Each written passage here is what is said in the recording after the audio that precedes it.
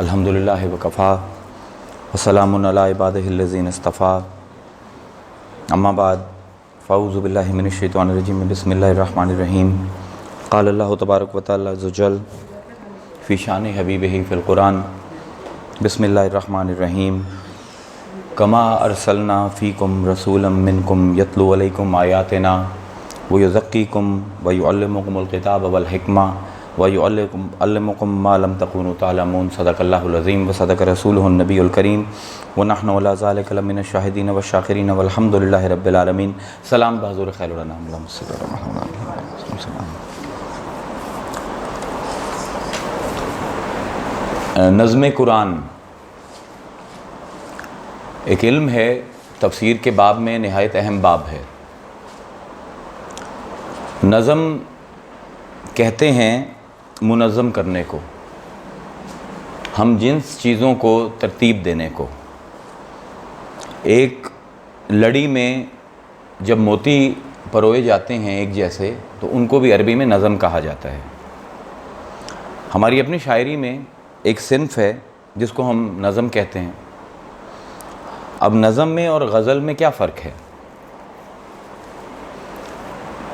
نظم وہ صنف ہے کہ جس میں ایک شاعر جب ایک نظم لکھتا ہے تو اس میں جتنے بھی اشعار ہوتے ہیں وہ سارے کے سارے ایک ہی موضوع کے متعلق ہوتے ہیں، اس لیے اس کو نظم کہا جاتا ہے کہ اس کے اندر ہم جنسیت پائی جاتی ہے۔ اگر ایک بھی شعر اس میں کسی اور موضوع کا آ جائے گا تو وہ نظم نہیں رہے گی۔ تو جب ہم لفظ نظم قرآن استعمال کرتے ہیں علم کا، تو نظم کے بنیادی مطلب ہیں تعلق ہونا، مشابہت ہونا۔ اگر ایک لفظ کے اندر آپ نظم کا ترجمہ کرنا چاہیں تو وہ اہل لسان کے ہاں ہے مناسبت۔ اب مناسبت کیا ہے؟ تو اگر آپ لغت میں دیکھیں گے القاموس الوحید میں، تو آپ کو مناسبت کی ڈیفینیشن ملے گی۔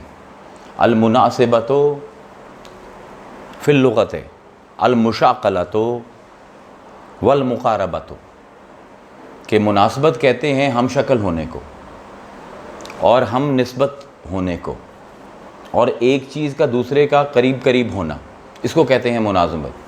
تو کیونکہ نظم مناسبت ہے تو نظم کے اندر قرب پایا جاتا ہے۔ اور علم کے حساب سے جب آپ نظم قرآن کو ڈیفائن کرتے ہو تو اس کی ڈیفینیشن کچھ عربی میں یوں ہے کہ وَأَمَّا فِي الْإِصْطِلَاحِ عِلْمٌ يَبْحَثُ فِي الْمَعَانِي الروابط بین الآیات بعضها ببعض والسور بعضها ببعض حتی تعرف علل ترتیب اجزاء القرآن الکریم۔ یہ اس کی ٹیکنیکل ڈیفینیشن ہے، اس کو اردو میں ترجمہ کر دیتا ہوں کہ نظم قرآن ایک ایسا علم ہے کہ جس میں ہم قرآن کی ایک آیت کے دوسرے آیت سے جو رابطے ہیں ان کے معنی ڈسکور کرتے ہیں، اور صورتوں کا دوسری صورتوں کے ساتھ جو رابطہ ہے اس کو ڈسکور کرتے ہیں۔ اور تب تک ڈسکوری یہ جاری رہتی ہے کہ جب تک ہمیں تمام قرآن کے رابطے جو آیتوں کے آپس میں پائے جاتے ہیں ان کی علت سمجھ نہ آ جائے۔ یعنی it's a bit heavy definition, میں اس کو ایکسپلین کرتا ہوں کہ 6666 جملے ہیں قرآن کے، تو ہر جملے کے بعد کوئی جملہ آ رہا ہے اور ہر جملے سے پہلے کوئی جملہ آ رہا ہے، ما سوائے پہلے اور آخری جملے کے۔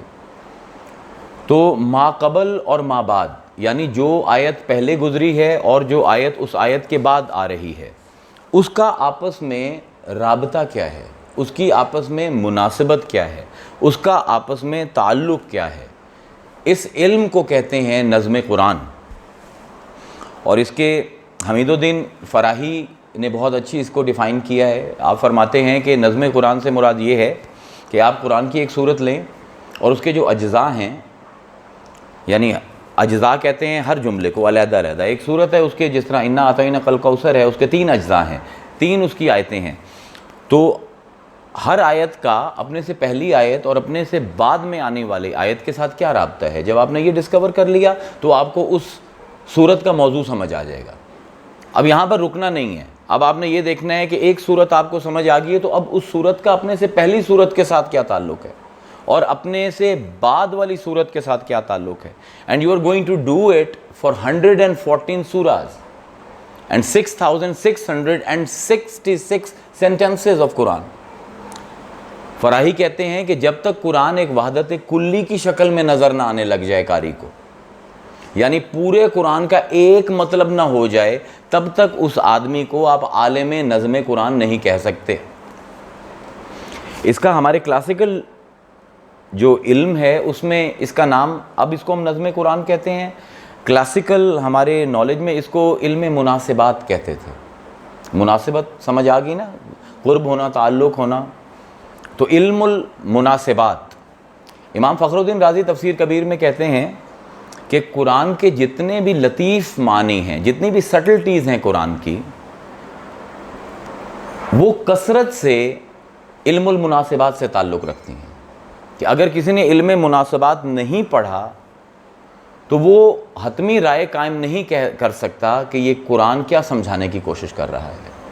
اور امام جلال الدین سیوطی ہمارے ایک بہت بڑے عالم ہیں، آپ فرماتے ہیں کہ جتنے بھی قرآن کے متعلق علم ہم استعمال کرتے ہیں قرآن کے میننگ ڈسکور کرنے کے لیے، ان میں علم شریف، علم مناسبہ، علم شریف، جو علم مناسبہ ہے یہ سب سے بلند علم ہے.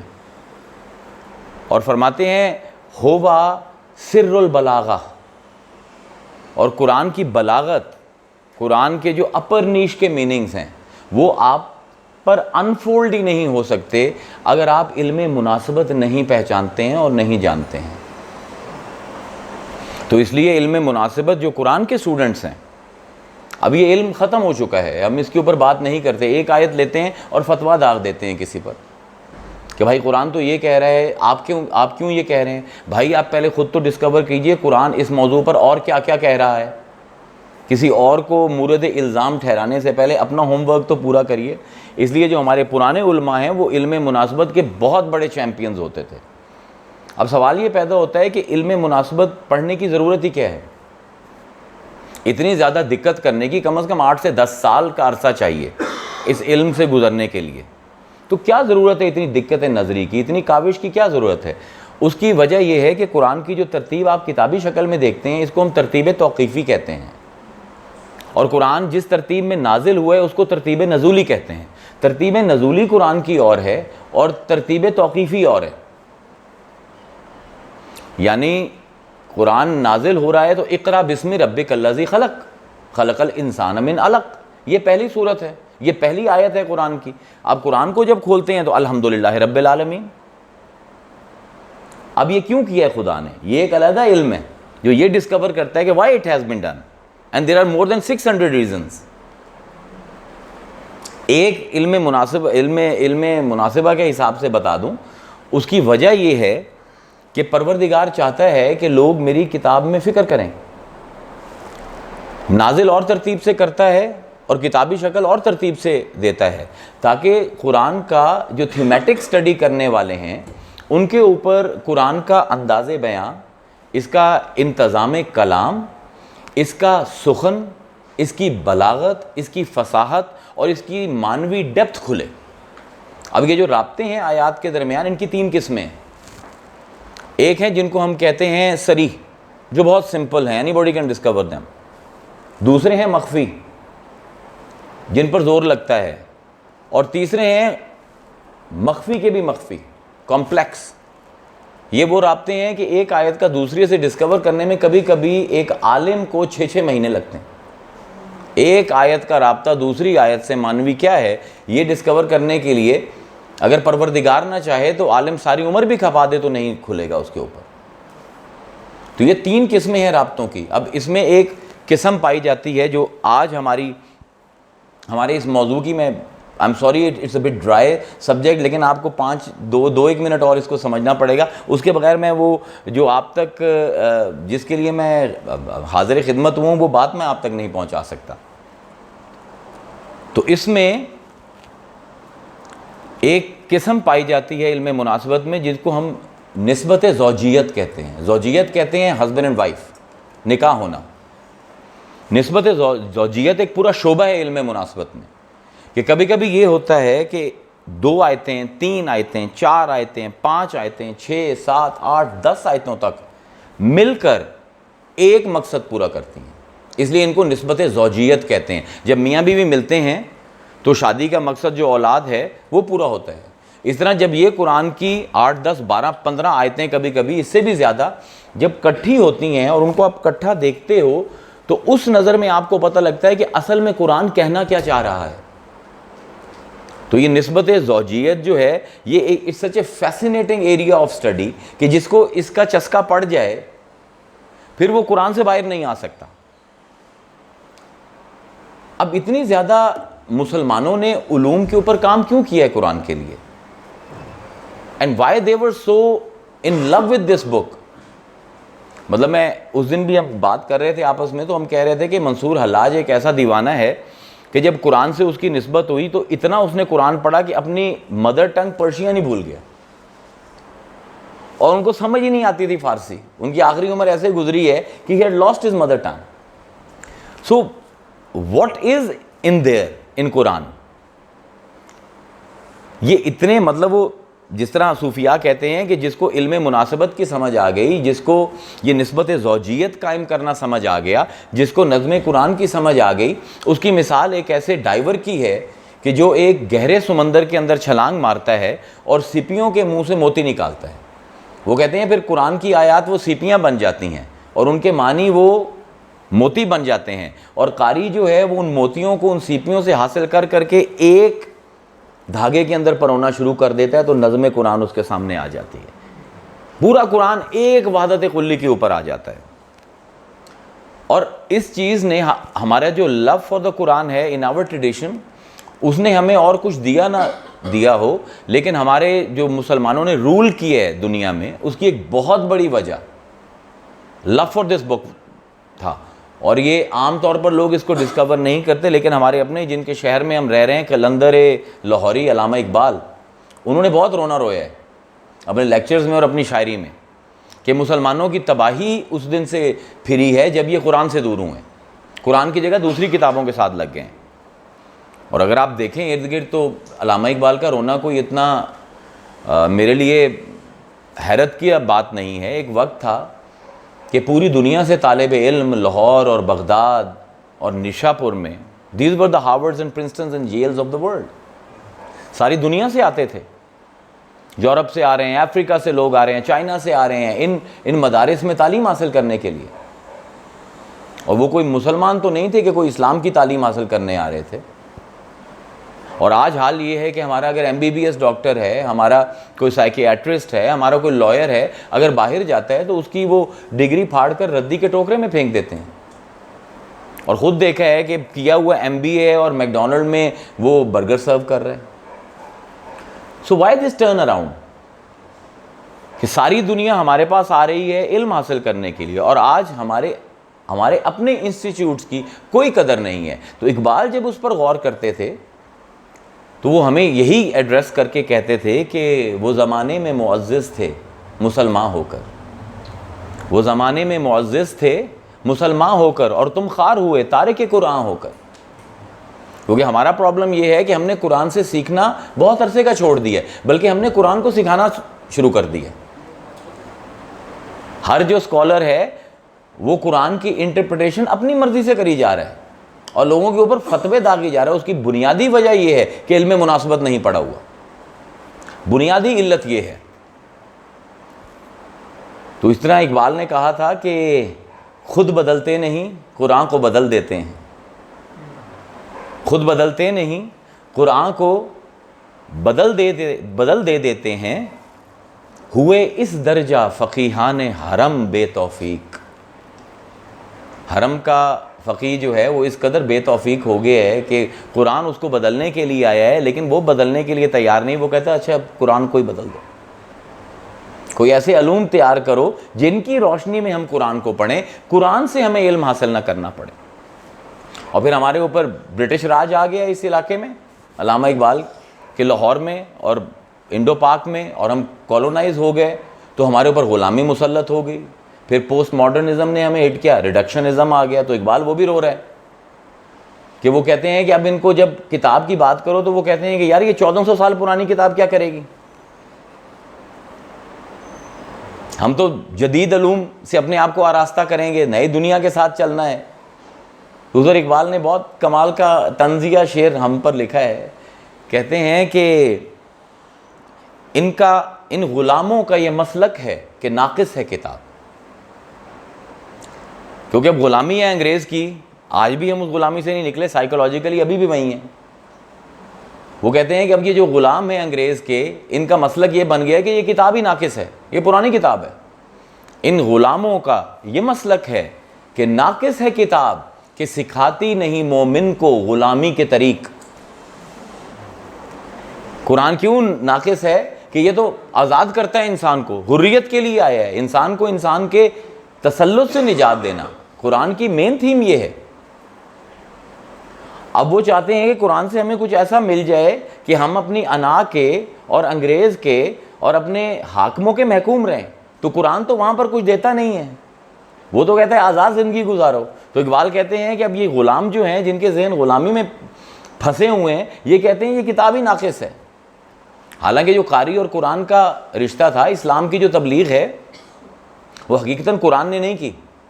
قرآن تو ایک کتاب ہے, کوئی پڑھے گا اس کو تو سمجھ آئے گی وہ زبان, تو تبھی اس میں سمجھے گا نا. اب چائنا میں اسلام گیا, یورپ میں اسلام گیا, افریقہ میں گیا, انڈیا میں آیا ہے, تو انڈیا والوں نے کیا پہلے عربی کا 8 سال کا کورس کیا تھا پھر مسلمان ہوئے تھے؟ بالکل نہیں. قرآن نے مسلمان نہیں کیے, وہ جو لوگ, وہ جو قرآن کپڑوں کے اندر تھے انہوں نے مسلمان کیے. کیونکہ قرآن کا ایک پوری, کہ قرآن چاہتا ہے کہ وہ آپ کے اندر اتنی صلاحیت کرے کہ آپ کا پورا جسم خود قرآن بن جائے. یہ تھیم ہے قرآن کی.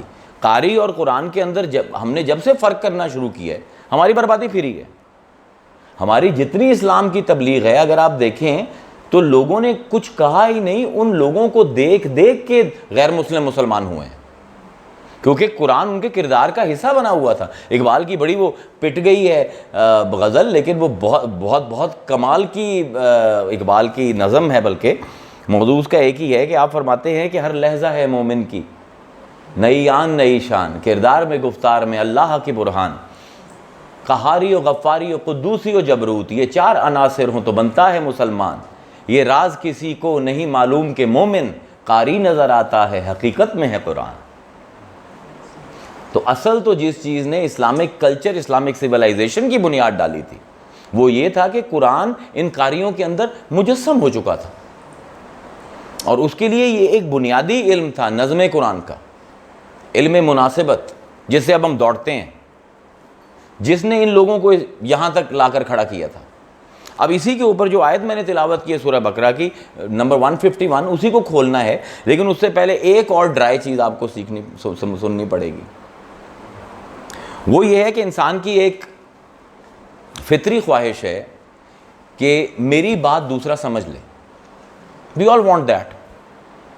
اور پھر صرف بات کی حد تک نہ سمجھے, بلکہ جس حال میں میں یہ بات کر رہا ہوں وہ حال بھی اس بندے پر طاری ہو.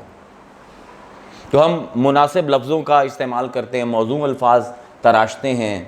آپ کی جو ایولیوشن آف لینگویج ہے وہ اسی طرح ہوئی ہے کہ یار میرا مطمع نظر, میرے ذہن میں جو بات ہے, جو میرے دل میں کیفیت ہے, وہ میں اگلے تک پہنچا دوں. آپ کی لو پوئٹری ساری یہی اٹیمپٹ ہے. اس کے لیے مناسب لفظوں کا ہم استعمال کرتے ہیں, لیکن کبھی کبھی یہ یقین ہو جاتا ہے کہ جتنے بھی لفظ بول لیں اگلے کو ہماری بات سمجھ نہیں آ رہی. اب کیا کیا جائے؟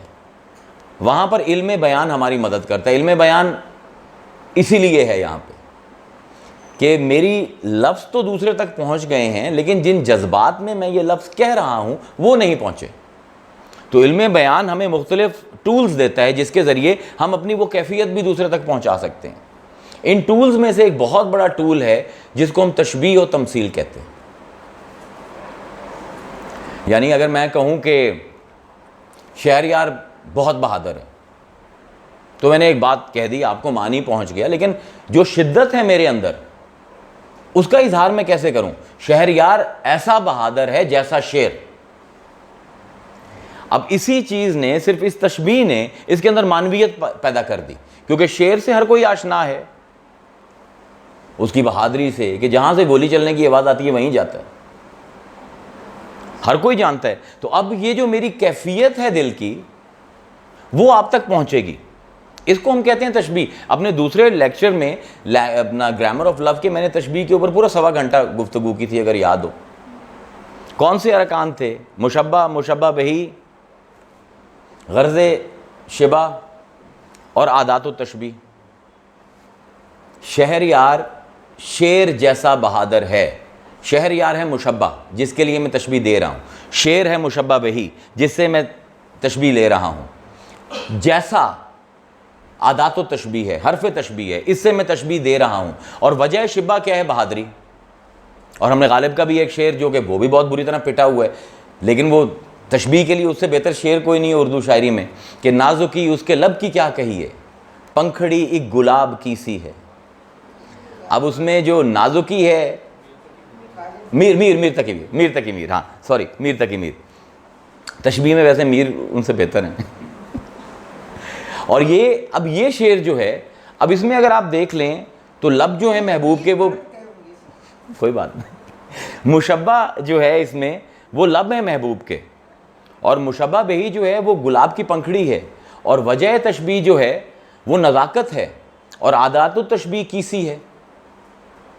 تو یہ تشبیہ ہم دیتے ہیں تک ہمارے معنی کے اندر مزید گہرائی ہے، لیکن جب اب اس سے بھی زیادہ گہرائی چاہیے تو پھر ہمیں تمثیل دینا پڑتی ہے۔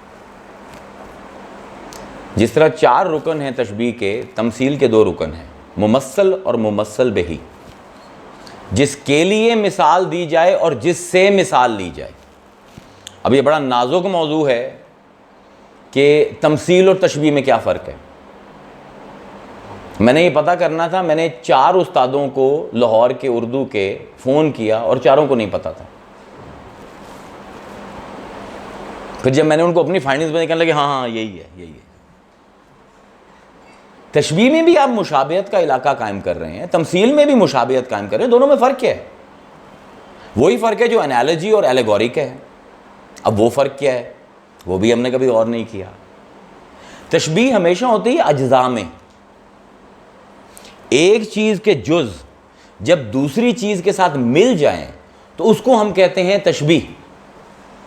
تمثیل میں اجزاء نہیں ہوتے، ایک اوور آل کانسیپٹ ہوتا ہے کہ آپ نے ایک کہانی بیان کی، اس کا جو اوور آل ٹیک ہوم ہے، جس کو ہم اردو میں صورت واقعہ کہتے ہیں یا صورت حال کہتے ہیں، جب یہ صورت حال کو ہم منطبق کرتے ہیں کسی اور صورت حال پر، اس کو تشبیہ کہتے ہیں، اس کو تمثیل کہتے ہیں۔ تشبیہ میں مشبہ اور مشبہ بہی کے درمیان اجزاء تک میں مناسبت ضروری ہے۔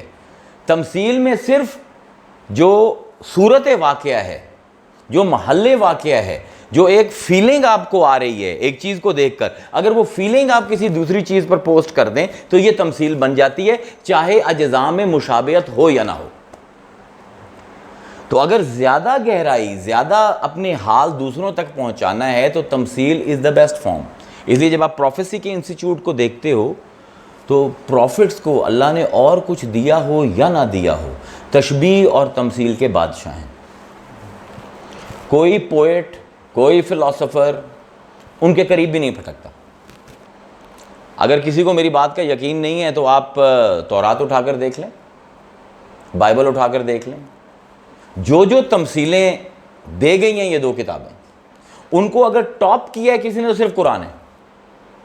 قرآن نے 169 دفعہ مثال کا لفظ استعمال کیا ہے۔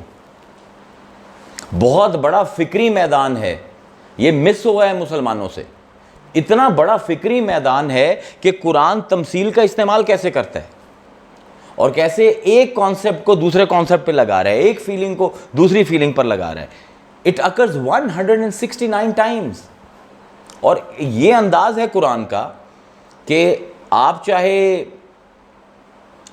مسلم ہو غیر مسلم ہو، عرب ہو عجم ہو، مرد ہو عورت ہو، پڑھا لکھا ہو ان پڑھ ہو، چاہے کوئی عقل پرست ہو، فطرت پرست ہو، حسن پرست ہو، اگر حق پرست ہے تو قرآن کی تمام ایلیگوریز کو، قرآن کی تمام تماثیل کو وہ اپنے دل کے اندر محسوس کرتا ہے۔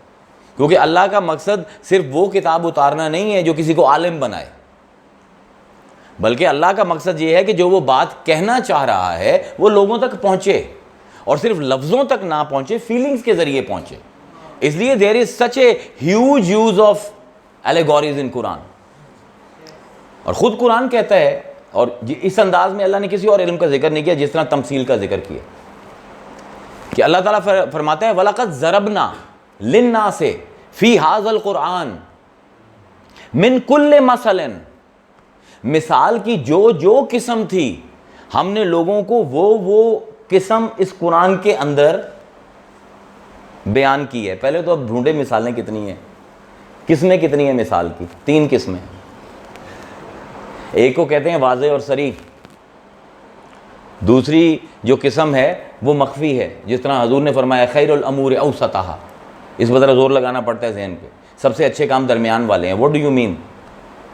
اور پھر تیسری ہے مطلق امثال۔ مطلق is the most difficult of all allegories, لیکن جتنی افیکٹو یہ ہے اتنی افیکٹو کوئی نہیں ہے، لیکن اس کے اوپر آپ کو اپنا ذہن، اپنا دل، اپنا پورا وجود صرف کرنا پڑتا ہے، ورنہ مطلق مثال سمجھ نہیں آتی۔ آج ہم مطلق مثال پر ہی کام کریں، سو وارننگ الرٹ، لیکن اب تھیوری ختم ہو رہی ہے اب ہماری۔ اللہ کہتا ہے کہ جتنی مثال دینے کے طریقے تھے میں نے ہر طریقہ امپلوائے کیا ہے قرآن میں۔ یا ایھا الناس ضرب مثل فاستمعوا لہ، اے لوگوں میں مثال دے رہا ہوں، کان کھول کر سننا۔ اور کیا چھوڑا ہے اللہ نے؟ مچھر، مکھی، گدھا۔ اب قرآن کی مثالیں اگر آپ دیکھیں، مکڑی، شہد کی مکھی، عام مکھی، کوئی آبجیکٹ ایسا نہیں قرآن نے چھوڑا ہو۔ وہ یہودی آئے اور انہوں نے فخر کیا کہ ہم جو ہیں ہم نے اتنی کتابیں پڑھی ہیں، اتنے کتابیں پڑھی ہیں، تو قرآن کہتا ہے کہ مثلہم کمثل الحمار، ان کی مثال تو گدھوں کی ہے۔ یحمل اسفارا، کتابیں انہوں نے اٹھائی ہوئی ہیں، گدھے کے اوپر آپ 10,000 کتاب بھی رکھ دیں تو گدھا عالم تو نہیں بنے گا۔ یعنی اللہ یہاں پر بتا رہا ہے کہ میرا مقصد تمہیں لفظ سکھانا نہیں ہے، بلکہ میرا مقصد وہ فیلنگز تم تک پہنچانا ہے۔ اور اگر کتابیں پڑھ رہے ہو and you not even drawing feelings from it, اور میں اتنا بڑا باب کھول رہا ہوں تمثیل کا، اور تم اس کو ہضم ہی کری جا رہے ہو، لوگوں کو بتا ہی نہیں رہے ہو۔ اتنی نفاست ہے قرآن کی مثالوں میں کہ ہر آدمی سمجھ سکتا ہے۔ 2 مثالیں آپ کے سامنے پیش کرتا ہوں، کیونکہ ممثل کے لیے ضروری ہے کہ ممثل بہی آپ کے مشاہدے میں ہو، یعنی جس کے لیے مثال آپ تلاش کر رہے ہیں اور جس سے لے رہے ہیں، وہ جس سے آپ مثال بنا رہے ہیں وہ ایسی چیز ہو جو آپ جانتے ہو۔ وَلَوْ أَنزَلْنَا هَذَا الْقُرْآنَ عَلَى جَبَلٍ لَرَأَيْتَهُ خَاشِعًا مُتَصَدِّعًا مِنْ خَشْيَةِ اللَّهِ تِلْكَ الْأَمْثَالُ نَضْرِبُهَا لِلنَّاسِ لَعَلَّهُمْ يَتَفَكَّرُونَ۔ اللہ کہتا ہے اگر اس قرآن کو ہم ایک پہاڑ پر نازل کریں، اب اس کا ترجمہ دیکھیں، خاشعًا متصدعًا، اگر قرآن کو ہم پہاڑ پر نازل کریں تو قرآن بیٹھ جائے گا، خاشع، متصدع، and it will explode. It is something right from the Hollywood movies. Something we can all understand. کہ دبنا اور دباؤ کے نتیجے میں پھٹنا، ایک غبارہ لیں آپ، اس کو اپنے دونوں ہاتھوں میں دبائیں تو پہلے وہ خاشع ہوگا، دبے گا، اور پھر متصدع ہوگا اور پھٹ جائے گا۔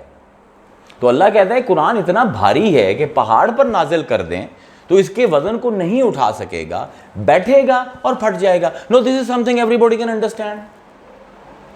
You have seen people, seen objects being compressed and then exploding. مثل الذین ينفقون اموالهم في سبيل الله كمثل حبة انبتت 7 سنابل في كل سنبلة 100 حبة۔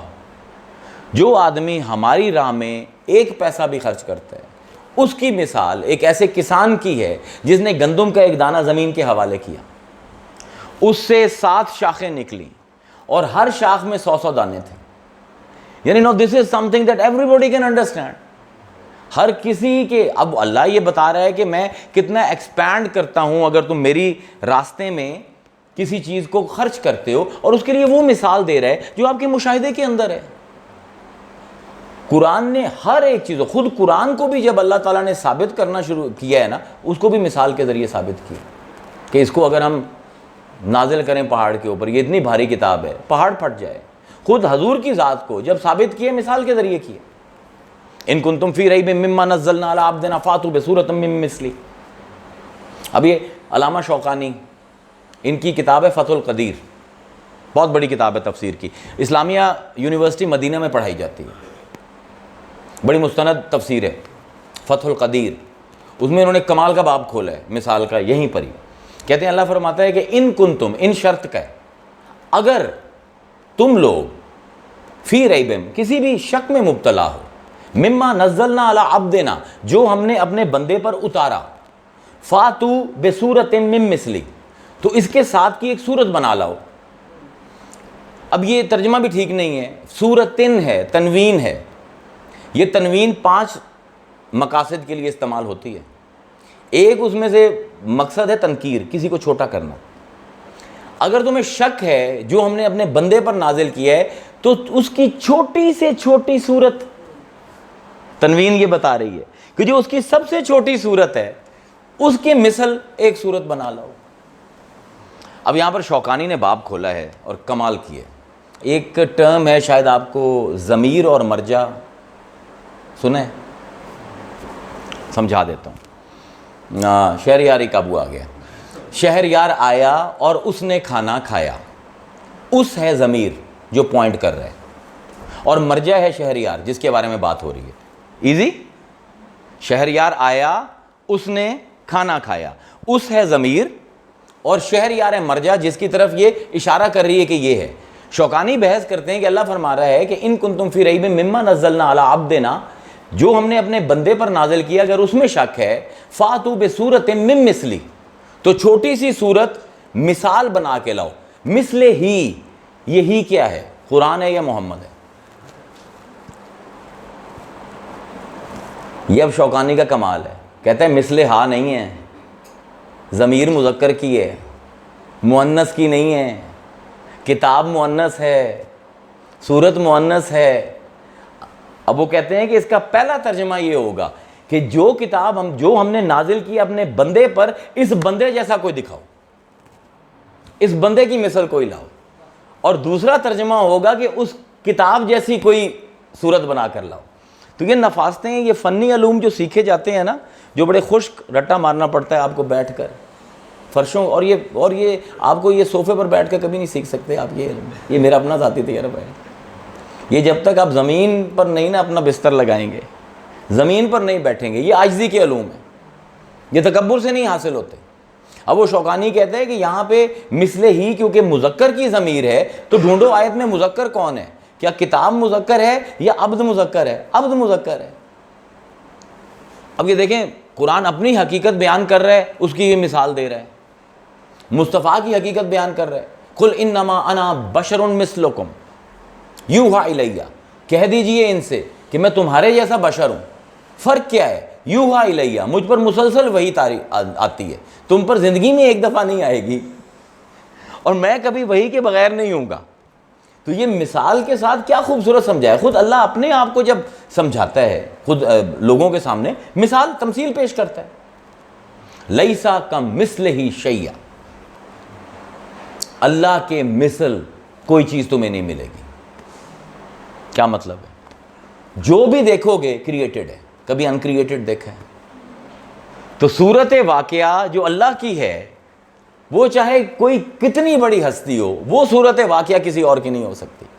اور جب جو سب سے خوبصورت الیگوری ہے کائنات میں، وہ کون سی ہے؟ جو توریت کی بھی آیت ہے اور قرآن کی بھی، اللہ نور السماوات والارض مثل نورہ کمشکات المصباح فی زجاجہ الزجاجۃ کأنہا کوکب دری یوقد من شجرۃ مبارکۃ زیتونۃ لا شرقیۃ ولا غربیۃ۔ اس سے خوبصورت الیگوری نہیں ہے کائنات میں۔ مطلب ادب بھی پڑھا ہے میں نے بڑے بڑے فن خواں شاعروں کو بھی دیکھا ہے، اس کے مقابلے میں کوئی بھی نہیں آتا۔ اب اللہ اپنا تعارف کرا رہا ہے تو وہاں پر بھی مثل و نور ہی کہہ رہا ہے، تمثیل کو استعمال کر رہا ہے۔ یہ جب آپ کو سمجھ آتا ہے، اب اس کے اوپر علماء نے بہت کچھ کہا ہے، لیکن I don't want to go dry for any further because I don't want you people to explode۔ میں متصدیہ تک نہیں جانا چاہتا، صرف 2 علماء کا ذکر کر دیتا ہوں۔ امام زمخشری بہت بڑا لسان کا ہمارا استاد ہے. آپ فرماتے ہیں کہ تمثیل کیوں استعمال کی جاتی ہے؟ وہ کہتے ہیں تاکہ متوہم کو مشاہدے کے قریب کر دیں. ایک چیز جو وہمی ہے اس کو آپ کے نظروں کے سامنے کر دیں. امام راغب اصفہانی عربی گرامر کا کنگ ہے. آپ نے 5 فائدے بیان کیے ہیں تمثیل دینے کے کہ کیوں تمثیل دی جاتی ہے. آپ فرماتے ہیں کہ وہمی کو حقیقی بناتی ہے، غائب کو حاضر بناتی ہے، معقول کو محسوس بناتی ہے، اور بہت مشکل چیز کو بہت آسانی سے سمجھاتی ہے. اور ایک چیز جو تمہارے مشاہدے میں نہ ہو اس چیز کے ساتھ لا بٹھاتی ہے جو تمہارے مشاہدے میں ہے. اب سمجھ آ گیا نظم قرآن علم کی حیثیت سے کیا ہے؟ سمجھ آ گیا. تمثیل کس چیز کا نام ہے؟ سمجھ آ گیا. اب آئیے آیت نمبر 151. کما ارسلنا فیکم رسولا منکم. اس طرح، کما اس طرح، جیسا کہ، ارسلنا بھیجا ہے ہم نے، رسولا سب سے بڑی شان والا رسول. یہ میں نے ترجمہ کیسے کر دی؟ تنوین کا ایک وجہ ہے کبھی کبھی یہ کسی چیز کو چھوٹا کرنے کے لیے آتی ہے اور کبھی کبھی کسی چیز کو بہت بلند کرنے کے لیے آتی ہے. کما جیسا کہ، اس طرح، ارسلنا ہم نے بھیجا، فیکم تم میں، رسولم بہت بڑی شان والا رسول، منکم جو تمہارے میں سے ہی ہے، یتلو علیکم آیاتنا تم پر ہماری آیتیں کھولتا ہے، ویزکیکم تمہیں پاک کرتا ہے، وَيُعَلِّمُكُمُ الْكِتَابَ وَالْحِكْمَةَ تمہیں کتاب کی تعلیم دیتا ہے، حکمت سکھاتا ہے، وَيُعَلِّمُكُم مَّا لَمْ تَكُن تَعْلَمُونَ اور تمہیں وہ چیزیں بتاتا ہے جو سے پہلے تم نہیں جانتے تھے. کما اسی لفظ پر ہی ہے تقریر ساری، یہ ممثل ہے. جیسا کہ، اس طرح، تو سوال ہے کس طرح؟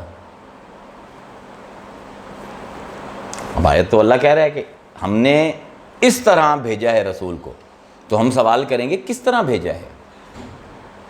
ممثل بعد میں ہوتا ہے، ممثل وہی پہلے ہوتا ہے. میں کہوں جی میں نے اس طرح آج تقریر کی ہے جس طرح پہلے سال کی تھی،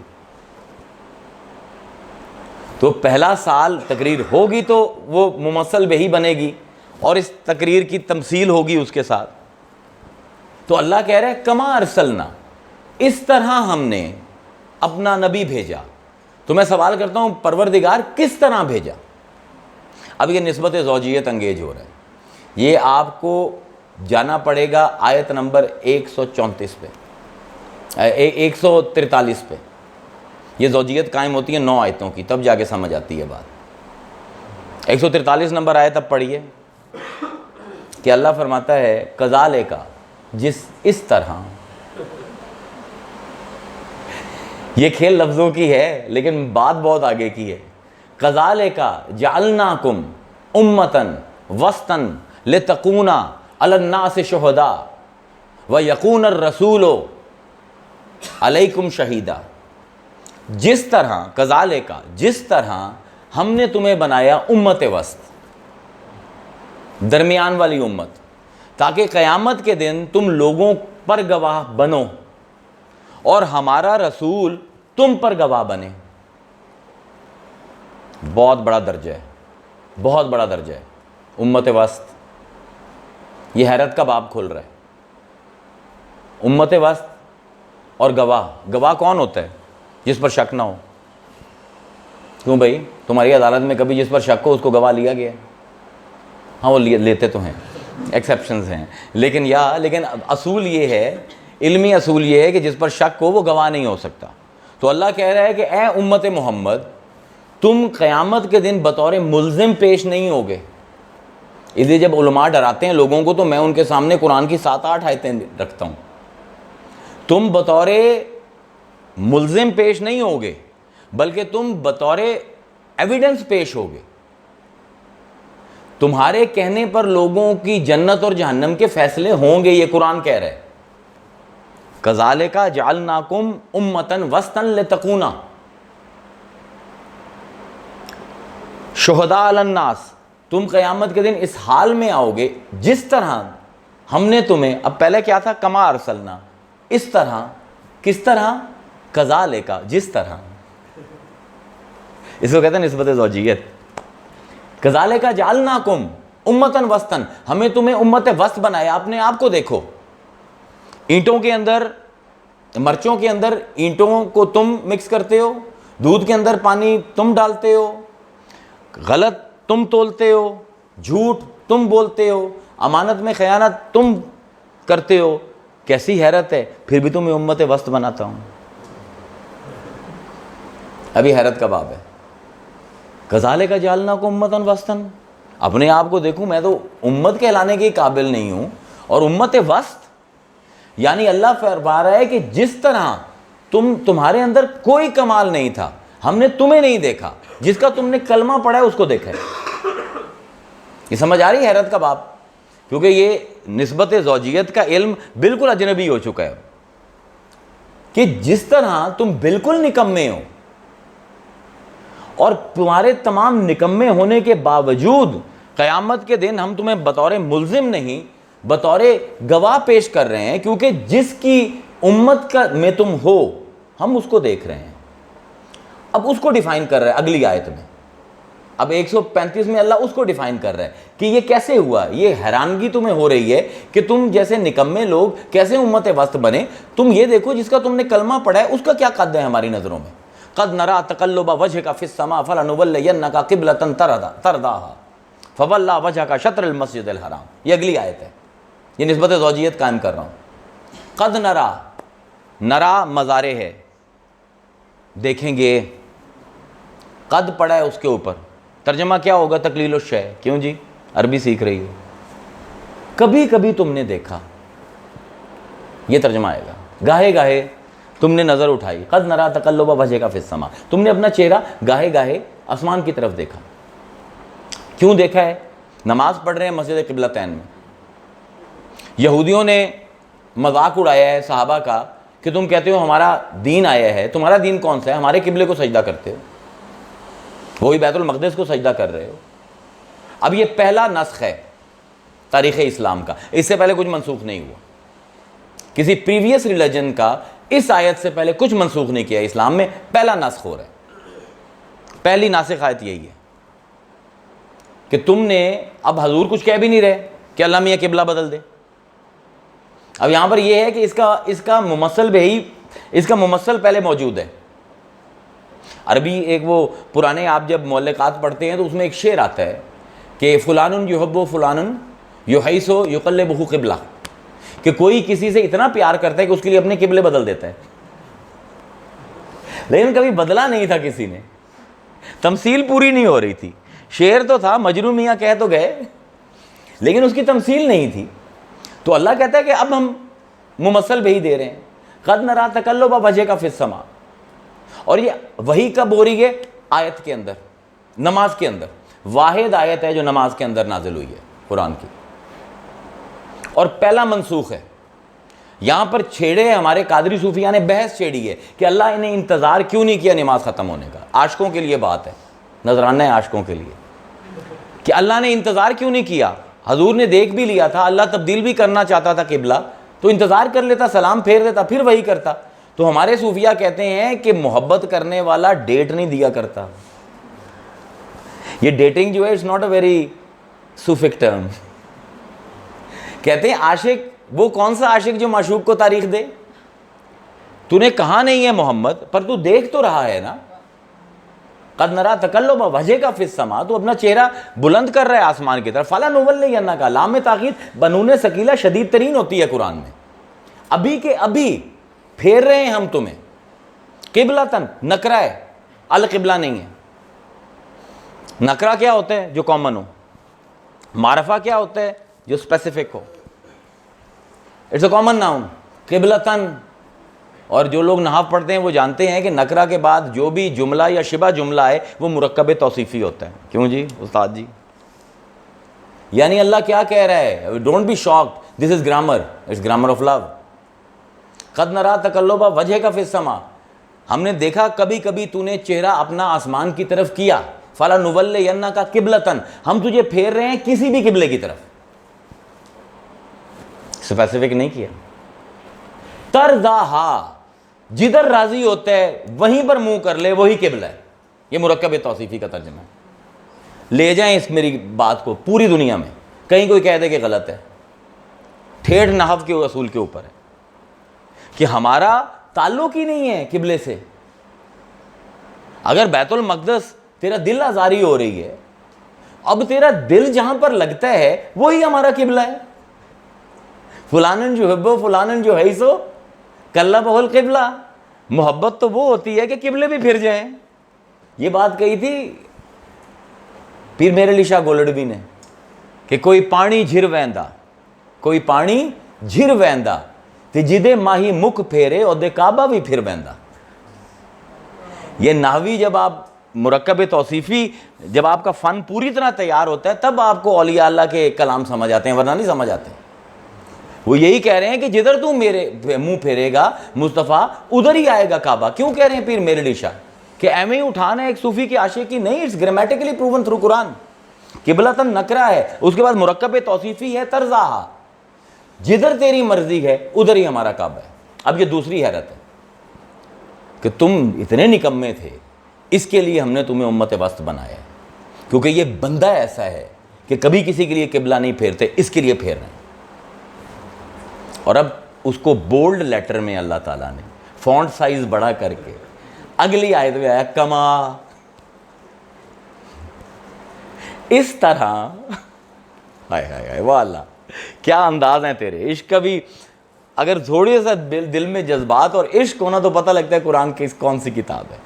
جیسا کہ جس طرح کس طرح جس طرح تمہیں امت وسط بنایا ہے تم نکموں کو, جس طرح ہم نے اپنے کعبے پھیر دیے ہیں اور تمہیں بھی امت وسط بنایا ہے تاکہ مصطفیٰ راضی ہو جائے, اور کعبہ بھی پھیرا ہے تاکہ مصطفیٰ راضی ہو جائے. یوم حشر کیوں ہے کبھی آپ نے غور کیا قرآن کی نظر سے؟ ایک ہی مقصد ہے وَلَسَوْفَ يُعْطِيكَ رَبُّكَ فَتَرْضَىٰ. جن لوگوں کو ادب کا شوق ہے نا صرف قرآن کی اس آیت کے مقابلے کی کوئی ایک سطر لا دیں. والا لام تاکید ہے, سوفا ان قریب, یقیناً بہت جلد, یعطیکا تمہیں عطا کر دیں گے, ربو کا تمہارا رب, فتردا تم راضی ہو جاؤ گے. تم کیا تم کی تکرار ہے؟ راضی کرے گا تیرا رب تجھے, تو راضی ہو جائے.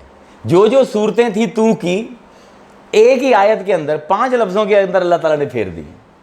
واہ. کما ارسلنا فیکم رسولا منکم, جس طرح ہم نے کعبہ تبدیل کیا تھا, جس طرح ہم نے تمہیں امت وسط بنایا. اب یہ ممثل بہی ہیں, اس کا ممثل کیا ہے؟ اسی طرح ہم اب تمہارے اندر رسول بھیج رہے ہیں. کیا کرنا ہے؟ یتلو علیکم آیاتنا, ہماری آیتیں تلاوت کرتا ہے. یہ قرآن کی آیتیں نہیں ہیں, غلط ہے ترجمہ. وہ تو یعلمکم الکتاب آگے آ رہا ہے. عربی کا محاورہ ہے التلاوت علی, کسی کو کوئی ایسی بات بتانا جو اس کو پتہ نہ ہو. یتلو علیکم آیاتنا, جو تو نے دیکھا ہے اور انہوں نے نہیں دیکھا. مفہوم مبصر, جو تیری آنکھیں دیکھ کر جا رہی ہیں اور انہوں نے نہیں دیکھا, تو وہ ان کو دکھائے گا, وہ ان کو بتائے گا. یہاں پہ آیتوں سے مراد یہ ہے یتلو علیکم آیاتنا, تو ان کو وہ چیزیں بتائے گا جو انہوں نے نہیں دیکھی. کیونکہ آگے قرآن کیا کہہ رہا ہے؟ وَيُعَلِّمُكُم مَا لَمْ تَكُونُوا تَعْلَمُونَ, اور تمہیں وہ بتاتا ہے جو تم نہیں جانتے.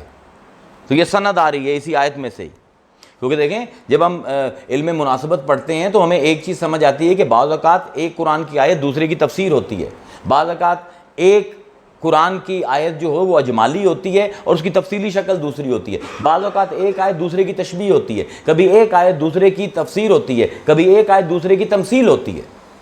اب یہاں پر تمثیل کی بحث چڑھ رہی ہے. کما ارسلنا فیکم رسولا منکم, اور اس طرح جس طرح ہم نے کعبہ پھیرا تھا, جس طرح ہم نے تمہیں امت وسط بنایا تھا, اسی طرح ہم نے رسول کو بھیجا. رسولا منکم, تم میں سے, یتلو علیکم آیاتنا, تاکہ تمہیں وہ چیزیں بتائے جو تم نے دیکھی نہیں ہیں. وَيُزَكِّيكُمْ, اور تمہیں پاک کرے. اب یہ آیت کب کی ہے؟ یہ بھی سوچنے کی بات ہے. 5ویں سال ہجرت کی. قرآن مکمل ہوا ہے؟ نہیں. حدیث مکمل ہوئی ہے؟ نہیں. اور بشارت کیا ہے؟ ابو بکر فی الجنہ، عمر فی الجنہ، عثمان فی الجنہ، علی فی الجنہ، الحسن والحسین شباب اہل الجنہ، الفاطمہ تو سیدۃ النساء الجنہ. قرآن مکمل نہیں ہوا، جنت کی بشارت پہلے آ گئی ہے. علم کا اصول ہے کہ پہلے آپ علم دیتے ہو، پھر وہ کسی کو بناتا سنوارتا ہے. لیکن اللہ کہہ رہا ہے کہ ہم نے یہ ایسی چیز بھیجی ہے تمہارے درمیان. یہ حیرت ہے کہ ابھی قرآن مکمل نہیں ہوا، صحابہ کا ایمان مکمل ہو گئے. ابھی حکمت کی باتیں پوری نہیں ہوئیں، علی پہلے بن گئے ہیں. ابھی اصول صفائی مرتب نہیں ہوئے، تزکیہ پہلے ہو گئے. وَيُزَكِّيكُمْ وَيُعَلِّمُكُمُ الْكِتَابَ وَالْحِكْمَةَ، پھر کتاب اور حکمت کی بات آئی ہے. یہ باتیں سمجھنے کی ہیں. یعنی یہاں پر ہمارے صوفیاء کہتے ہیں کہ اللہ تعالیٰ حیرت کا تیسرا باب کھول رہا ہے. اگر علم مناسبت جانتے ہوتے تو سمجھ جاتے کہ اللہ کیا کہہ رہا ہے. اللہ کہہ رہا ہے اپنے آپ کو دیکھ رہے ہو، اتنے نکمے ہو، امت وسط ہو، تم حیران ہو رہے ہو کہ مصطفیٰ کیسا بندہ ہے، اس کے لیے قبلہ پھر گیا ہے. کیا تم ہماری طرف نہیں دیکھتے؟ لوگ سب کچھ دے دیتے ہیں، اپنی جانیں دے دیتے ہیں، اپنے پیسے دے دیتے ہیں، اپنی بیٹیوں کے ہاتھ دے دیتے ہیں، لیکن کوئی اپنا محبوب دیتا ہے؟ ارسلنا فیکم رسولا منکم. یہ ہمارا احسان دیکھو کہ ہم نے اپنا محبوب تمہیں دے دیا. اللہ اکبر. اور یہ محبت مصطفیٰ ایک ایسی چیز ہے، اس کے مقابلے کا کوئی عمل بھی نہیں ہے.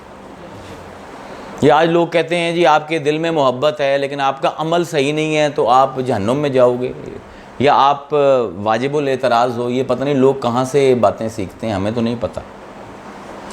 محبت مصطفیٰ وہ چیز ہے. یہ اب حدیث میں آپ کے سامنے بیان کر رہا ہوں، ابو نعیم کی عبارت. یہ حدیث آپ کو علامہ بدر الدین عینی کی کتاب ہے عمدۃ القاری شرح بخاری، اس میں بھی ملے گی. آپ کو خود بخاری شریف میں ملے گی، آپ کو مسلم میں ملے گی. حضور کے ایک صحابی ہیں، عبداللہ نام ہے، لوگ ان کو چھیڑ کر حمار کہتے ہیں، گدھا. اور یہ صحابی جو ہیں، ہی از a very funny guy. Whenever prophet is feeling down تو صحابہ کو بھیجتے ہیں کہ یار عبداللہ کو بلا کے لے آؤ. اینڈ ہی کامز، اور وہ حضور کو لطیفے سناتے ہیں اور he jokes around and the prophet starts smiling and laughing and he is in his spirits. تو prophet really loves him. اب منسوخ ہو گئی شراب، اعلان ہو گیا کہ آج کے بعد جو شراب پیے گا، پکڑے گئے اگلے دن پیتے ہوئے. لوگوں نے اگنور کیا، پھر پکڑے گئے 2 دن بعد، پھر لوگوں نے اگنور کیا، تیسرے دن پکڑے گئے. صحابی لے کر حضور کی خدمت میں آ گئے، یہ شراب پی رہا بیٹھا، گلی میں چھپ کر نکڑ میں پی رہا تھا. حضور نے کہا لگاؤ اس کو 10 درے. 10 اس کو لگے چھانٹے. اگلے دن پھر پکڑا گیا، جھاڑیوں میں بیٹھ کے شراب پی رہا تھا. تو پھر 10 درے لگے اس کو. 2-4 دن بعد پھر پکڑا گیا. وہ آیا تو صحابہ بیٹھے ہوئے تھے اور صحابہ ناراض ہو گئے. ایک صحابی، یہ لفظ ہیں ان چاروں کتابوں کے اندر، یہ لفظ ہیں کہ ایک صحابی بولا اللہم العنہ، اللہ کی لعنت ہو اس کے اوپر. حضور ناراض ہو گئے، حضور کھڑے ہو گئے اور فرمایا لا تلعنہ، اس کو لعنت نہ کرو. فإن اللہ یحب اللہ ورسول، تم جانتے نہیں ہو یہ اللہ اور رسول سے محبت کرتا ہے. شرابی ہے تو کیا ہوا، دل میں محبت رسول کا جام تو ہے. So don't be so hard on people. It takes time to reform. معاشرے کو ریفارم ہونے میں بڑا ٹائم لگتا ہے. اب رسول اس شرابی کو بھی گالی نہیں دینے دے رہے. کیوں؟ کیونکہ مصطفیٰ کے نام کے ساتھ جڑا ہوا ہے. آج ہم کتنی آسانی سے کلمہ پڑھنے والوں کو گالیاں دے دیتے ہیں، یار یہ تو شرابی ہے، اور 6-7 دفعہ پکڑا گیا ہے. وہ صحابی نے کہا بھی تھا کہ ہر تیسرے دن پکڑ کے تجھے لے آتے ہیں، تجھے شرم نہیں آتی؟ تو یہ باتیں جو ہیں یہ سمجھنے کی ہیں باتیں. ہمارے دل بہت سخت ہو گئے ہیں. We have become a very judgmental nation. اب یہ قرآن جب سے ہم نے چھوڑا ہے تب سے ہمارا تنزل شروع ہوا ہے. یہ بھی آپ کو میں لاجیکل ریزن سے بھی، سرکمسٹانشل ایویڈنس سے بھی سمجھاؤں گا. لیکن پہلے آپ یہ دیکھیے کہ صحابہ نے، یہ آپ کو بات شاید ہی کبھی کسی نے بتائی ہو. Do you know who formulated the first educational policy of Islam? حضرت Umar. He is such a reformer. The first educational policy in Islam was given by him. اور ایجوکیشنل پالیسی کیا تھی کہ اگر آپ نے اپلائی کرنا ہے گورنمنٹ سروس کے لیے, دا موسٹ منیمم ریکوائرمنٹ, جس طرح ہمارے یہاں میٹریکولیشن ہے, از کہ یو آر حافظ Quran. That was the first thing. اگر آپ حافظ قرآن ہو تو آپ ایلیجیبل ہو کہ سرکاری نوکری کے لیے اپلائی کرو, ورنہ نہیں. اچھا, اب تمہیں ہائر پوسٹ چاہیے تو اب تمہیں قرآن کی آیتوں کا مطلب بھی پتہ ہونا چاہیے. یہ لیولز ہیں ایجوکیشن پالیسی کی حضرت عمر کی, 7 لیولز ہیں. اگر تمہیں اس سے اونچی پوسٹ چاہیے تو اب یہ بتاؤ کہ قرآن میں احکام کی کتنی آیتیں ہیں, حکم کی آیتیں تمہیں پتہ ہونی چاہیے. تمہیں آیتوں کے اندر ڈفرینشیشن پتہ ہونی چاہیے. اس سے اوپر تمہیں پوسٹ چاہیے تو اب یہ بتاؤ کہ قرآن کے اندر مسائل کتنے ہیں, مسائل کی آیتیں کتنی ہیں. اس سے اوپر تمہیں پوسٹ چاہیے تو ابھی تمہیں پتہ سب کچھ ہے, کیا تم اس کا استنباط ڈیلی لائف پہ کر سکتے ہو کہ نہیں؟ کیا قرآن کی آیتوں سے تم ڈیلی پرابلمز کے سلوشن ڈھونڈ سکتے ہو کہ نہیں؟ اور پھر اگر یہ ہے, اگر سب سے بڑی پوسٹ چاہیے, حکایات اور روایات کے عالم بھی ہو کہ نہیں؟ یعنی یہ حضرت عمر کا کارنامہ ہے کہ اس بندے نے 10 سال کے اندر 12 لاکھ حافظ پروڈیوس کیے, اور ایک سرکاری ملازم نہیں تھا جو حافظ نہ ہو. نتیجہ کیا نکلا مسلمانوں میں؟ اور یہ سلطنت عثمانیہ تک چلی ہے, یہ بیسک کوالیفیکیشنز تھی, سلطنت عثمانیہ تک چلی ہیں. The best of the physicists were Muslims, the best of the mathematicians were Muslims. Geometry میں مسلمانوں کے ساتھ کا کوئی نہیں تھا, انوینشنز میں مسلمانوں کے ساتھ کا کوئی نہیں تھا. اس وقت آپ کہاں ہیں دنیا میں بتائیں؟ قرآن جو ہے وہ صرف نمازیں پڑھوانے اور روزے رکھوانے نہیں آیا. خود ہر مولوی کہتا ہے it's a complete code of life. If it is a complete code of life, it should make me progress. اور جب مسلم معاشرے نے قرآن کو اپنے سینے سے لگایا ہے تو they were the best in every field. Because Quran, there is nothing in this world جس کے بارے میں کوئی قرآنک لا نہ ہو. آپ کا اس وقت تمام علمی میدانوں میں مار کھانا بتا رہا ہے کہ آپ قرآن کے ساتھ نہیں جڑے ہوئے. ایک قرآن, اور جو جڑے ہوئے ہیں وہ بھی ایسے جڑے ہوئے ہیں کہ بس وہ بھی جڑے ہوئے ہی ہیں, ہیروں کی جگہ پتھر. مسئلہ کیا ہے کہ جو حافظ ہیں ہمارے, آج اگر آپ ایک فزسسٹ کو دیکھتے ہیں, ایک اکانومسٹ کو دیکھتے ہیں, اس کا سر اٹھا ہوا ہے. جب وہ آگے لوگوں میں بیٹھتا ہے, ایک ڈاکٹر آف لا ہے, ڈاکٹر آف فلسفی ہے, سر اٹھا کے بات کرتا ہے, اور مولوی صاحب کی گردن جھکی ہوئی. What is the reason? What is the reason? There has to be some reason. حافظ ہے, اس کو کوئی 5,000 روپے سے زیادہ دینے کے لیے تیار نہیں ہے. مسلح پکڑا دیتے ہیں, چل بھائی بانگاں بھی دے تے نمازاں بھی پڑھا, اور ہم جب مر جائیں گے تب بھی تجھے اگر سلام کریں گے, اور جب کوئی پیدا ہوگا تب بھی تجھے سلام کرے گا. عزت کیوں نہیں ہے؟ 2 وجہ ہیں. معاشرہ قرآن سے دور ہے, اور دوسرا عالم کا اپنا کردار. عالم کا اپنا کردار تباہ ہو گیا. عالم نے قرآن کی آیتیں بیچی ہیں ٹکے ٹکے میں. دے کمپلین ٹوڈے, ہماری آج عزت نہیں ہے. عزت ہونی بھی نہیں چاہیے, عزت ہونی بھی نہیں چاہیے. عزت کروائی جاتی ہے, کوئی نہیں آپ کی عزت کرتا.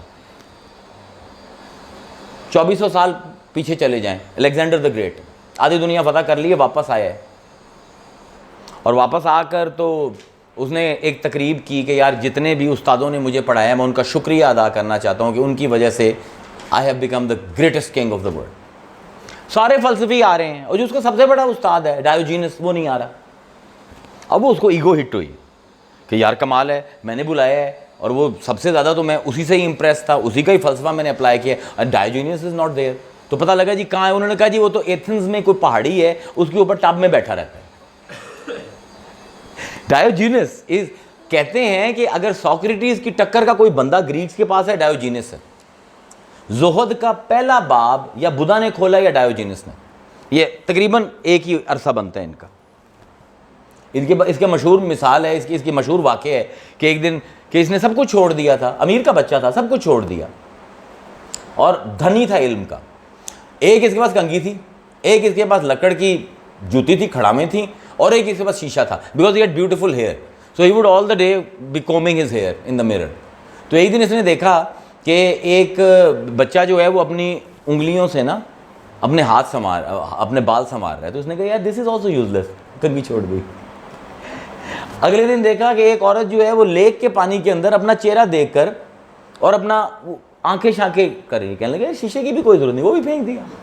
دیکھا ایک بندہ جو ہے ننگے پیر بھاگا جا رہا ہے, کہنے لگا یار یہ بھی بوجھ ہے, جوتی بھی پھینک دی. مطلب جس کو آپ زاہد کہتے ہیں نا, اصل ٹرمز میں اصل زاہد تھا. اس کی کل کائنات ایک بیرل تھی. He had a wine barrel. اس کو کہیں سے مل گیا ایک وائن کا بیرل. تو صبح صبح ہوتی تھی تو اس کے جو اسٹوڈنٹس ان کو کہتا کہ اس میں گرم پانی ڈالو. وہ گرم پانی ڈال دیتے تو اس کے اندر نا کپڑے اتار کے بیٹھ جاتا تھا اور دوپہر تک نہ نہاتا رہتا تھا. This was his life. اور دوپہر کے بعد وہ باہر آتا تھا, اسٹوڈنٹس کو اپنا بتاتا تھا جو بھی لیکچر دینا ہے, اور جب شام ہوتی تھی تو اسی بیرل کو لٹا لیتا تھا, ایک اپنے ہاتھ کا تکیہ بنا کے اسی بیرل میں سو جاتا تھا. That was his life. And he was the greatest teacher in the whole of Athens. اب الیگزینڈر کو ہٹ پڑی کہ یار میں نے بلایا ہی آیا ہی نہیں. تو الیگزینڈر نے اپنے جنرلز کو کہا کہ یار tomorrow we'll go to the teacher. اب وہ گئے وہاں پہ ایتھنز میں, پوچھا جی کہاں ہے. انہوں نے کہا جی وہ جو ٹیلا ہے نا اس کے اوپر وہ ٹب میں دیکھیں وہ جی بیٹھا ہوا. So it was early morning, dawn. Alexander اپنے جنرلز کو لے کر ادھر گیا. اب وہ جب وہ انہوں نے دیکھا اس نے کھڑا ہوا الیگزینڈر, اس نے سلام کیا تو وہ بھی کھڑا ہو گیا ٹب میں. So the general started laughing. Who is this crazy guy? I mean, like, why is Alexander so impressed with him? And they started laughing and laughing and laughing. اور الیگزینڈر کو بہت برا لگا کہ یار میرے استاد پر ہنس رہے ہیں. تو اس وقت اس نے ڈائیوجینس کو دیکھا اور کہا کہ I am Alexander, the greatest king on earth. If I were not Alexander, I wish I was Diogenes. عزت دی نا اس نے اپنے جرنیلوں کے سامنے کہ یار تم جس پر ہنس رہے ہو اس کا میری نظروں میں مقام یہ ہے, اگر میں سکندر نہ ہوتا تو میں ڈائیوجینس ہوتا. تو ڈائیوجینس کھڑا کھڑا کہتا ہے کہ آئی ایم ڈائیوجینس دا ڈاگ. اس نے کہا تھا I am Alexander the greatest king on earth, تو اس نے کہا I am Diogenes the dog. If I were not Diogenes I would love to be Diogenes. I mean, it's like you're talking to Alexander. He is a superpower. He doesn't care. تو اب وہ سورج نکل رہا ہے, وہ ڈائیوجینس دوبارہ بیٹھ گیا اپنے وہ ٹب کے اندر, بیرل کے اندر. تو اب یہ الیگزینڈر کھڑا ہوا ہے, یہ پہاڑی ہے, اس کے اوپر مطلب یہاں پر ڈائیوجینس کا ٹب ہے, یہاں پہ سورج نکل رہا ہے اور ادھر سکندر کھڑا ہوا ہے. So he was blocking the sun. تو اس نے کہا کہ master I would like you to join my court. آج وہ تمہیں وزیر بناتا ہوں.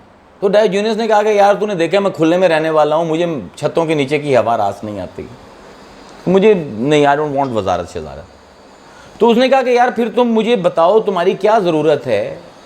آئی am your student, I have conquered half of the world, and as a kid I have been listening to you, and all wisdom that I have in my life is because of you. یہ wisdom ہی تھا نا. یہ ڈائیوجینس کا بہت بڑا follower تھا Alexander. جب یہ مرنے لگا نا تو اس نے اپنی بیوی سے کہا تھا کہ کفن سے باہر پہ جب جلانے لے کر جا رہے تھے کفن سے میرے ہاتھ باہر رکھنا اور میرے ہاتھوں میں کچھ نہ دینا. تو اس نے کہا تھا کیوں؟ تو اس نے کہا تاکہ لوگ دیکھیں کہ سکندر بھی کچھ لے کر نہیں جاتا دنیا سے. بہت بڑا زہد ہے. اور یہ الیگزینڈر کے اندر جتنی انسانیت تھی وہ ساری ڈائیوجینس کی ڈالی گئی تھی. Otherwise he was just a ferocious killer. اس نے کہا کہ یار تم مجھے بتاؤ, میں تمہارا منتری لگا دوں, تمہارے لیے کوئی میں یہاں پر ایک درسگاہ بنا دوں, کوئی یونیورسٹی بنا دوں جہاں پر تم اپنی تعلیم کا سلسلہ جاری رکھ سکو. مہینے کے مہینے سرکاری خزانے سے تمہیں آٹا چاول دال وغیرہ جو بھی ہے وہ سب کچھ آ جائے گا. اب سوچیں آج کوئی مولوی سے یہ کہے, کیا وہ نقشے بنائے گا مدرسے کے؟ یار میں بڑا ٹریڈیشنلسٹ ہوں, تیمور صاحب سے کون نقشہ بنائے. ہی سیڈ نہیں, مجھے نہیں کچھ چاہیے. الیگزینڈر برا مان گیا, کہنے لگا there must be something, even Diogenes need something. Tell me what I can do for you right here and now. اب اس نے یوں کر کے دیکھا الیگزینڈر کو, سورج پیچھے چھپا ہوا تھا. تو اس نے کہا just stay a little away from my sun, this is all I need. جب تک عالم کے اندر تین چیزیں ہونی چاہیے ایک عالم کے اندر, اگر یہ تین چیزیں نہیں ہیں وہ عالم نہیں ہے. سب سے پہلے حق پرستی, پھر حق شناسی, اور پھر حق گوئی. حق پرست ہو, ٹروتھ کا فالوور ہو, پھر وہ اسکل اپنے اندر ڈیولپ کرے گی, اس کو پتہ لگے کہ سچ کیا ہے, غلط کیا ہے, ورنہ غلط کوئی ساری عمر سچ سمجھتا رہے گا. اور تیسرا یہ ہے پھر جو پتہ لگتا ہے وہ بیان کرے. اگر رک گیا کہ یار میرے پر فتوے کتنے آئیں گے, وہ عالم نہیں ہے ہمارے کاغذوں میں. ہم تو ہیں ہی قادری, ہم تو یہ بھی ایسے ہیں, چاہے سولی بھی چڑھا دو گے, جو بات سمجھ آئیے آگے پہنچ جائیں گے. تو یہ آج ہمارا گرامر آف لو تھا. میرے خیال میں ٹائم بھی ہم اوور شوٹ ہی کر گئے ہیں کچھ. او ہاں اوہ ہوئے, اچھا بھائی معذرت, 5-7 منٹ اوپر ہو گئے. صرف یہ بتانا تھا کہ علم مناسبت اور یہ جو ڈرائی ترین علم ہم پڑھتے ہیں, یہ ہمیں وہ باتیں سمجھاتے ہیں جو ان کے علاوہ نہیں سمجھ آ سکتے. تو انشاءاللہ یہ اب ایک ربیع الاول بھی ہے, آج شروع ہوا ہے ابھی ربیع الاول, ایک اس کو سٹارٹ بھی ہو گیا. میں اب 27 دن نہیں ہوں یہاں پہ, اگر میں 29 کو آ گیا تو ایک ہم لیکچر کریں گے میلاد کے اوپر, قرآن میں میلاد کیا ہے. تو وہ ہمارا گرامر آف لو کا اگلا ہو جائے گا. وعلیکم السلام ورحمۃ اللہ وبرکاتہ.